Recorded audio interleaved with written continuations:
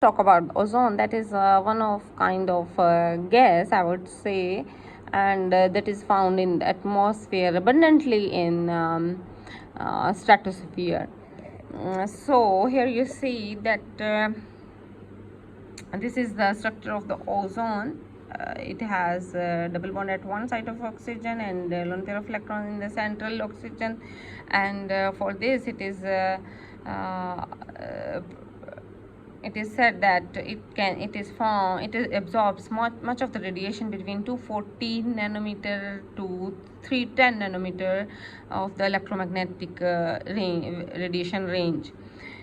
It forms from reaction of molecular oxygen with oxygen atoms produced in the upper atmosphere by photodissociation, and that photodissociation occurred at wavelength less than 242 nanometer, जो कि particularly ultraviolet radiation की range में आ रही थी. And last slide में भी आप देख सकते हैं कि ये तकरीबन let's go and see here that it was at 99 nanometer. So that is well below the 240 and 242 nanometer. So this is the reaction, how it produces ozone depletion is happening in let's see how it is being depleted and what is the concept behind all this. In 1974, Roland and Molina, they got the Nobel Prize for this concept as well, discovered that chlorine from chlorofluorocarbons may be depleting the supply of ozone in the upper atmosphere. So let's see, here you see with the altitude ozone concentration is increasing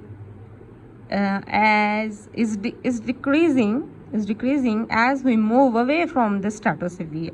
At stratosphere it is at maximum, and as I told you just now, and within this stratosphere towards its end at the stratopause it again depletes, and here you can also say that in the troposphere it also depletes, and this is actually due to the presence of fluorocarbons which are depleting the supply of ozone in that upper atmosphere.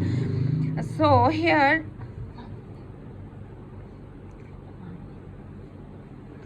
CFCs were used for years as aerosols or propellants and refrigerants for a couple of years, and the names of these compounds or the molecular formulas are CFCl3, CF2Cl2, like these are the chlorofluorocarbons which are used as refrigerants mainly.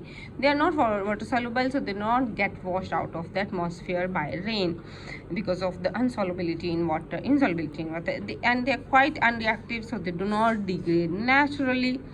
They are quite unreactive to other reactive compounds. That's why they don't get degraded easily. However, CCl bond is easily broken, though when the molecule absorbs radiation with wavelength between 190 to 225 nanometer. तो अगर wavelength range इन दो के दरमियान हो तो CCl bond break हो जाता है, एंड यू नो कि अल्ट्रावायलेट जो भी सन से रेडिएशंस आ रही हैं उसमें अल्ट्रावायलेट रेडिएशन इस रेंज में फॉल करती है, और ऑफ कोर्स उस वेवलेंथ से ये बॉन्ड ब्रेक हो सकता है. सो जब ये बॉन्ड ब्रेक होता है तो वहाँ पे ये रेडिकल्स प्रोड्यूस हो जाते हैं, और chlorine atoms form react with ozone and radicals, and chain reaction start होता है, और उसके रिजल्ट में ClO और O2 हो जाता है, तो ओजोन की क्वांटिटी कम होती जाती है ग्रेजुअली इस प्रोसेस के रिजल्ट में. In spite of the fact that the use of CFCs is now banned in over 100 countries, ozone depletion will continue for some time because of the tremendously unreactive nature of CFCs. क्योंकि जो already although CFCs 100 countries से ज़्यादा में ban हो चुके हैं, लेकिन ozone की डिप्लीशन हमें कुछ अरसे तक बियर करनी पड़ेगी. इस रीज़न की वजह से CFCs अनरिएक्टिव है नेचर में, और also because these are tremendously unreactive, and they are not found in the upper regions of the troposphere और इन द स्ट्रेटोस्फियर जहाँ पे ये फाइनली जाके CCl बॉन्ड ब्रेक होगा, और क्योंकि ये ग्रेजुअली उस रीजन में पहुंच रहे हैं और ग्रेजुअली वहाँ पे ओजोन की डिप्लीशन होती जा रही है. So that's the fact all behind the ozone depletion and ozone. So for troposphere and for next we will be studying or discussing in the lecture tomorrow, inshallah.